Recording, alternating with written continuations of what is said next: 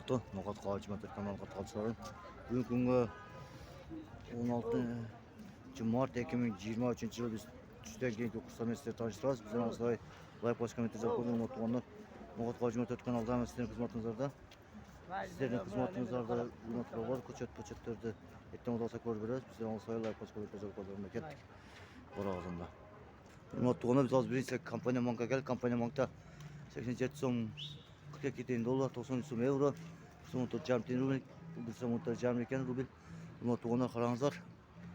Rubil kechagilar boydan ekan. Hurmatlı'na biz Kasbiy bankka keldik. Kasbiy bankda 87 so'm 42 tane dolar, 93 so'm euro, 94 tane rubil ekan. Hurmatlı'na Qozoq tengasi 0.13 tane ekan qarangizlar. Hurmatlı'na biz hozir Boqay bankka keldik. Boqay bankda 87 so'm 30 tane dolar, 94 so'm euro, 11 so'm 43 tane ekan mo'ljal rubil. Hurmatlı'na qarangizlar.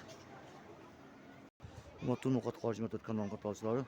Bugünkü abette xususiy menatları bardak yerdeler. Bir değil ekan hurmatlılar. Sizler so'rovingizlar bo'yicha Alloh nasib etgan ko'chatlarni, azotlarni, mochavinlarni ko'rsatib beramiz. Bizdan olsalar postimizni ertaga juma kuni Xudo xohlasa Alloh nasib ko'rsatamiz. Like bosib komentar yozingizlar, negativ yozingizlar. Do'stlaringiz bilan bo'lishib qo'yingizlar hurmatli. Assalomu alaykum va rahmatullohi va barakatuh. Tinch bo'linglar.